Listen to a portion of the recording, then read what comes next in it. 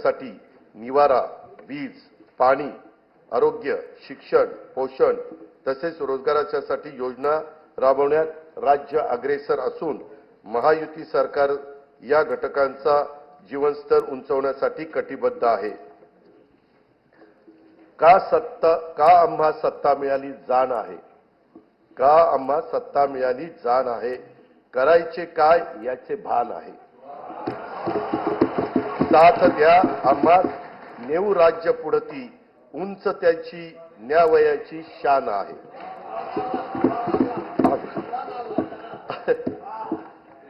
सुभान अल्लाह म्हणायचं नाही, ते शेरशायरीला म्हणायचं। अनुसूचित जाती घटकांच्या सर्वांगीण विकासासाठी राजर्षी शाहू महाराज शिष्यवृत्ती योजना, विद्यार्थी वसतिगृह, भारतरत्न डॉक्टर बाबासाहेब आंबेडकर स्वाधार योजना, साहित्यरत्न लोकशाहीर अण्णाभाऊ साठे नागरी वस्ती सुधार योजना इत्यादी योजना राबवण्यात येत आहेत। महात्मा फुले मागासवर्गीय विकास महामंडळ, साहित्यरत्न लोकशाहीर अण्णाभाऊ साठे विकास महामंडळ, संत रोहिदास चर्मोद्योग आणि चर्मकार विकास महामंडळाद्वारे देखील अनेक योजना राबवण्यात येत आहेत।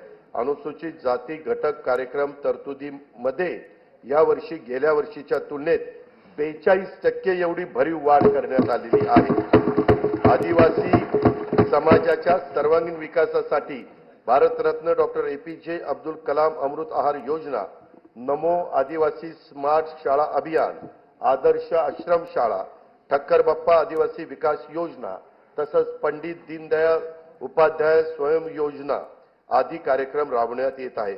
आदिवासी घटक कार्यक्रम तरतुदी यावर्षी गेल्या वर्षीच्या तुलनेत 40% एवढा भरीव वाढ करण्यात आलेली आहे। इतर मागासवर्ग, विमुक्त जाती, भटक्या जमाती तसेच विशेष मागास प्रवर्गातील समाजाच्या सर्वांगीण विकासासाठी ऊसतोड कामगारांच्या मुलांसाठी आश्रमशाळा, विद्यानिकेतन, क्रांतिज्योती सावित्रीबाई फुले शिष्यवृत्ती योजना, डॉक्टर पंजाबराव देशमुख वसतिगृह योजना, तांडा वस्तीमुक्त वसाहत योजना आदी कार्यक्रम राबवण्यात येत आहे। धनगर तसेच गोवारी समाजाकरता आदिवासी उपाययोजनेच्या धर्तीवर एकूण 22 कल्याणकारी योजना राबवण्यात येत आहेत। बौद्ध, जैन, शीख, पारसी, ख्रिश्चन, यहुदी व मुस्लिम या अल्पसंख्याक समुदायातील घटकांच्या विकासासाठी विविध योजना राबवण्यात येत असून अल्पसंख्याक संशोधन व प्रशिक्षण संस्था स्थापन करण्यात आलेली आहे। या संस्थेला देखील पुरेसा निधी उपलब्ध करून देण्यात येईल। दिव्यांगांच्यासाठी शिष्यवृत्ती, कृत्रिम अवयव व साधने विकत घेण्यासाठी तसेच स्वयंरोजगारासाठी अर्थसहाय्य अशा योजना राबवण्यात येत आहेत। दिव्यांग कल्याणासाठी जिल्हा वार्षिक योजनेतून किमान 1% निधी राखीव ठेवण्याचा निर्णय देखील घेण्यात आलेला आहे। राज्यातील विविध समाजातील उन्नतीसाठी 18 महामंडळे स्थापन करण्यात आली असून विविध योजनांचा लाभ घेणे लाभार्थ्यांना सुलभ व्हावे यासाठी या महामंडळाच्या सर्व योजना एकाच संकेतस्थळावर आणण्याचं राज्य सरकारचं नियोजन आहे। सन 2025-26 या वर्षाच्या करता सामाजिक न्याय व विशेष सहाय्य विभागाला 25,581 कोटी रुपये, आदिवासी विकास विभागाला 21,495 कोटी रुपये, इतर मागास व बहुजन कल्याण विकास विभागाला 4,368 कोटी रुपये, दिव्यांग कल्याण विभागाला 1,526 कोटी रुपये आणि अल्पसंख्याक विकास विभागाला 812 कोटी रुपयाचा नियतव्यय प्रस्तावित आहे।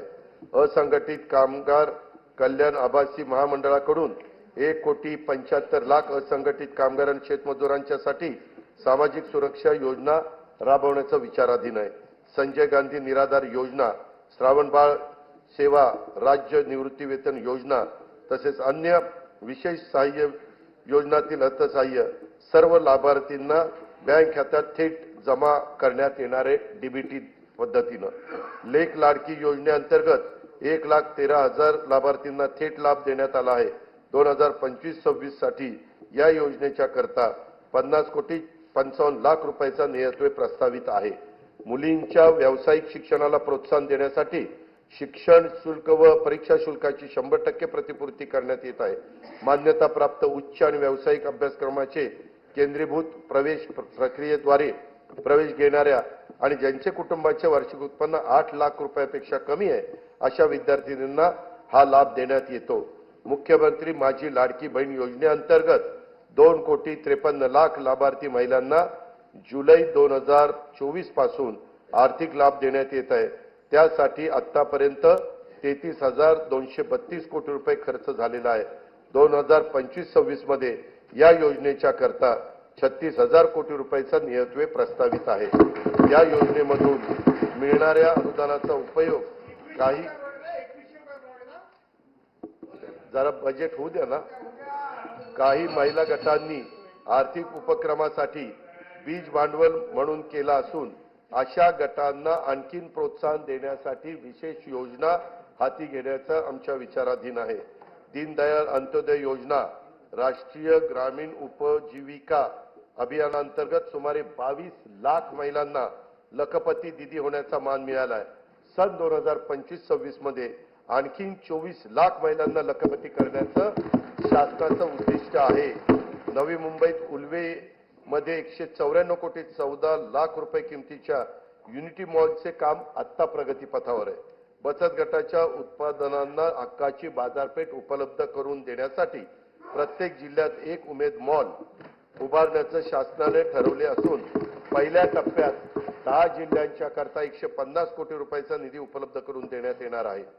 ऑलिम्पिक, पॅराऑलिम्पिक, आंतरराष्ट्रीय व राष्ट्रीय स्पर्धांमध्ये पदक मिळवणाऱ्या खेळाडूंना प्रोत्साहन मिळावे म्हणून वैयक्तिक व सांघिक क्रीडा प्रकारामध्ये पदक प्राप्त खेळाडूंना देण्यात येणाऱ्या बक्षिसांच्या मध्ये घसघशीत वाढ करण्यात आली आहे। शिवछत्रपती क्रीडा संकुल पुणे येथील क्रीडा सुविधांचे नूतनीकरण करण्यात येणार आहे। क्रीडा संकुलाच्या देखभालीसाठी दुरुस्तीसाठी जिल्हा वार्षिक योजनेतून किमान 1% निधी राखीव ठेवण्यात येणार आहे। छत्रपती शिवाजी महाराज चषक कबड्डी तसेच व्हॉलीबॉल स्पर्धा, स्वर्गीय खाशाबा जाधव चषक कुस्ती स्पर्धा, भाई नेरुरकर चषक खो खो स्पर्धा या 4 राज्यस्तरीय क्रीडा स्पर्धेत देण्यात येणारे अनुदान हे 75 लाखावरून 1 कोटी रुपये करण्यात येणार आहे। सन 2025-26 या वर्षाकरता कार्यक्रम खर्चाकरता गृहनिर्माण विभागाला 1,246 कोटी 55 लाख रुपये, पाणी पुरवठा व स्वच्छता विभागाला 3,875 कोटी रुपये, सार्वजनिक आरोग्य विभागाला 3,827 कोटी रुपये, उच्च व तंत्र शिक्षण विभागाला 3,098 कोटी रुपये, वैद्यकीय शिक्षण व औषधी द्रव्य विभागाला 2,574 कोटी रुपये, महिला व बाल विकास विभागाला 31,907 कोटी रुपये, शालेय शिक्षण व क्रीडा विभागाला 3,496 कोटी रुपये नियतव्यय प्रस्तावित आहे।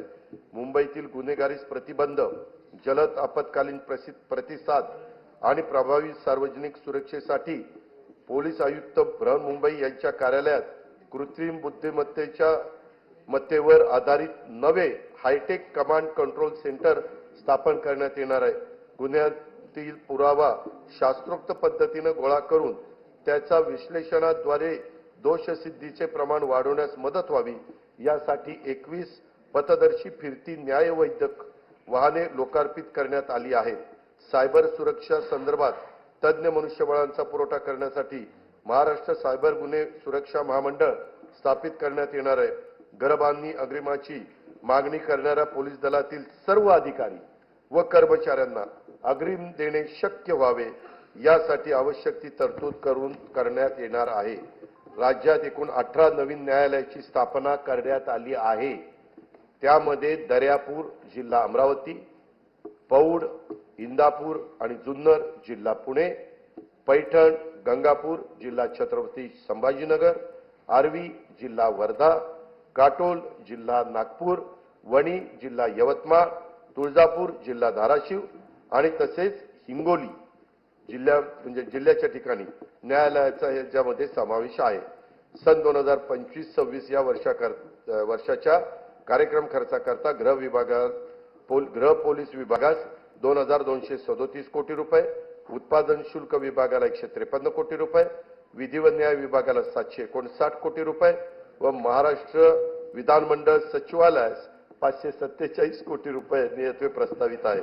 मुख्यमंत्री शाश्वत समृद्ध पंचायत राज अभियान राज्यात राबवण्यात येणार असून त्यात भाग घेणाऱ्या अत्युत्कृष्ट